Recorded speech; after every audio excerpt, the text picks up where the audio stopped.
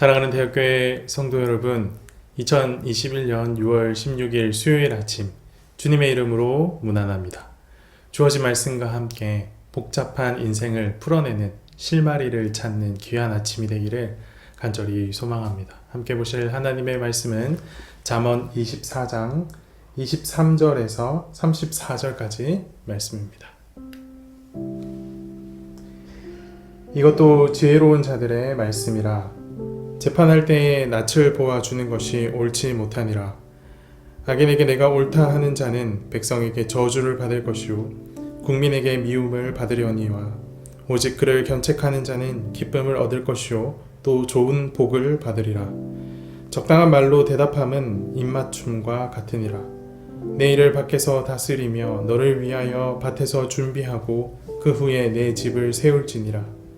너는 까닭 없이 내 이웃을 쳐서 증인이 되지 말며 내 입술로 속이지 말지니라.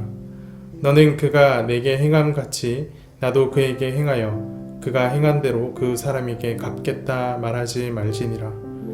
내가 게으른 자의 밭과 지혜 없는 자의 포도원을 지나며 본즉 가시덤불이 그 전부에 퍼졌으며 그 지면이 거친 풀로 덮였고 돌담이 무너져 있기로 내가 보고 생각이 깊었고 내가 보고 훈계를 받았노라.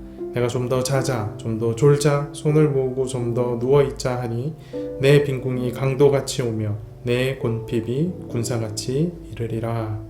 아멘. 많은 사람들이 인생이 복잡하다라고 말합니다. 그래서인지 복잡한 인생을 어떻게 풀어갈 것인가에 대한 많은 고민과 답들이 인터넷상에 그리고 많은 서적들로 우리 가운데 주어져 있습니다. 문제는 각자가 제시하는 해결책은 있는데 정작 인생이 복잡한 원인에 대한 고찰이 별로 없다는 데 있습니다. 원인을 알아야 명확한 답을 찾을 수 있는데 원인에 대한 규명 없이 해결책만 잔뜩 있는 셈입니다. 그래서 그 모든 해결책들이 하나같이 뜬구름 잡는 듯한 느낌입니다.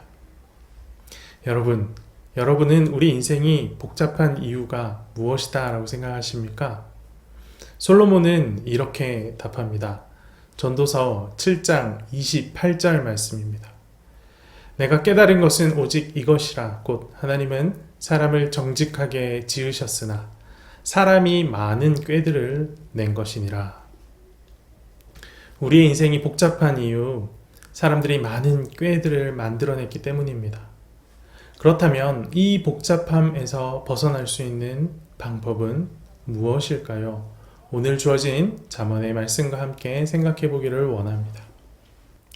잠언 22장 17절에서 시작된 지혜로운 자들의 말씀이 24장 22절에서 일단락되고 난 다음에 오늘 본문에선 또 다른 지혜로운 자들의 말씀이 새롭게 시작이 됩니다.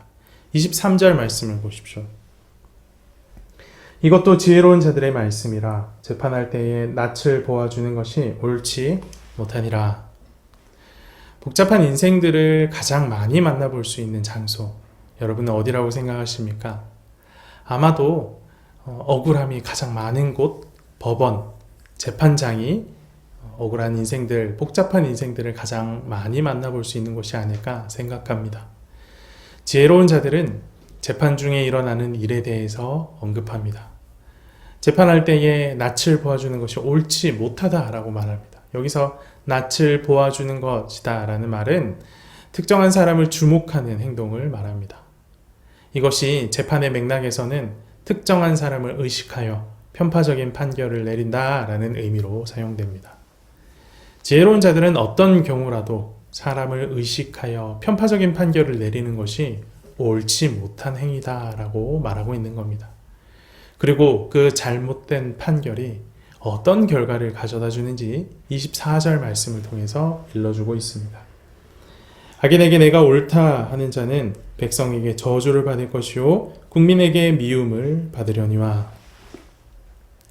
여기서 악인은 도덕적 윤리적 결함을 가진 자가 아니라 법을 어긴 자, 즉 범법자를 의미합니다. 지혜로운 자들은 법을 어겼음에도 불구하고 내가 옳다라고 판결하는 자들에게 백성들의 저주와 분노가 임할 것이다 라고 경고하듯 말합니다. 편파적이고 그릇된 판결이 사회적 분노와 저주를 불러일으킨다 라고 말하고 있는 겁니다. 반면 공정하고 정직한 판결은 기쁨과 복을 가져다 줍니다. 25절 말씀을 보십시오. 오직 그를 견책하는 자는 기쁨을 얻을 것이요 또 좋은 복을 받으리라. 견책하는 자라는 말은 유죄를 밝히는 자라는 의미입니다. 지혜로운 자들은 범법자의 죄를 입증하고 정확한 판결을 내린 재판관들은 기쁨과 복을 얻을 것이다 라고 힘주어 이야기하고 있습니다. 그렇다면 이 복이 누구에게서 오는 것일까요? 성경이 말하는 복의 근원, 성경이 말하는 복을 주는 주체는 언제나 오직 하나님 한 분이셨지요. 판사의 정직한 판결은 하나님께 기쁨이 되고 하나님의 복을 받는 복의 통로가 되는 것입니다. 하나님께서 정직한 판결을 얼마나 기뻐하시는지 확인할 수 있는 대목입니다. 그렇다면 정직한 판결을 내린 이 판사와 국민 간의 관계는 어떻게 될까요? 26절 말씀을 보십시오. 적당한 말로 대답함은 입맞춤과 같으니라.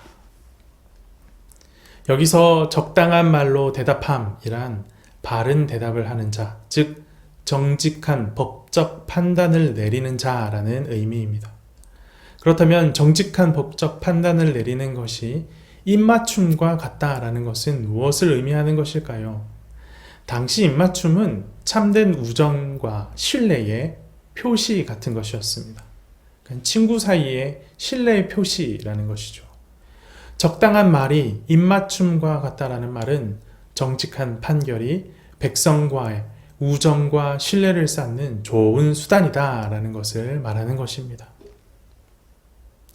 이처럼 오늘 본문은 하나님께서 공정과 정직을 기뻐하시며 공정과 정직으로 판결하는 자에게 복을 주신다라고 분명하게 밝히고 있습니다. 나아가 공정하고 정직한 사람은 사람들 사이에서도 신뢰를 얻는다라고 가르칩니다. 그러니 사람들이 내놓은 수많은 꾀들에 휩쓸리지 말고 정직으로 닻을 내리는 것, 그것이 진짜 지혜입니다. 전도서 7장 29절에서 확인했듯이 하나님은 인간을 정직하게 지으셨습니다. 하지만 인간의 타락과 함께 수많은 꾀들이 생겨나기 시작했고 이 꾀를 따를까 저 꾀를 따를까 갈팡질팡하다가 우리의 인생이 복잡해진 것입니다. 그러면 이제 이 복잡한 인생의 문제를 어떻게 해결해야 되겠습니까? 지으신 그대로, 창조하신 그대로 우리 안에 있는 정직을 회복하면 되는 겁니다. 우리 안에 있는 정직을 다해 주님 앞에서 정직하게 살아가면 하나님이 우리 가운데 복을 주시고 또 우리가 정직한 인생을 살아가면 우리가 맺어가는 모든 인간관계 가운데 신뢰가 회복될 것입니다. 오늘 말씀을 마음에 기억하여 복잡한 인생의 실타래를 정직으로 풀어내는 대학교의 성도들이 되기를 간절히 소망합니다. 함께 기도합시다. 살아계셔서 역사하시는 하나님 아버지 감사합니다.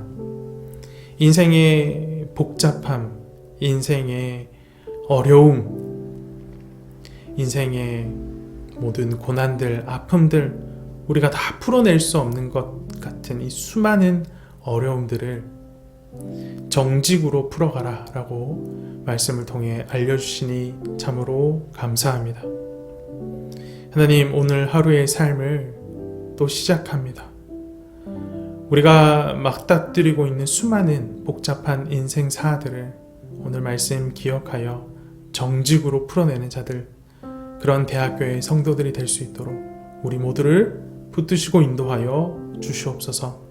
성령 충만함으로 우리 마음 가운데 담대함을 허락하여 주시고 주의 말씀 따라 정직으로 살아가면 그 모든 실타래같이 엉켜져 있는 어려운 문제들이 주님 앞에 아름답게 해결되어지고 풀려질 것이다 라는 믿음을 허락하여 주시옵소서. 그 믿음과 함께 담대함으로 오늘 하루를 살아 오늘 하루도 주님 안에서 참된 승리와 평안을 경험하는 대학교의 성도들이 될 수 있도록 인도하시고 함께하여 주시옵소서. 이 모든 말씀 살아계신 예수 그리스도 이름으로 기도합니다. 아멘.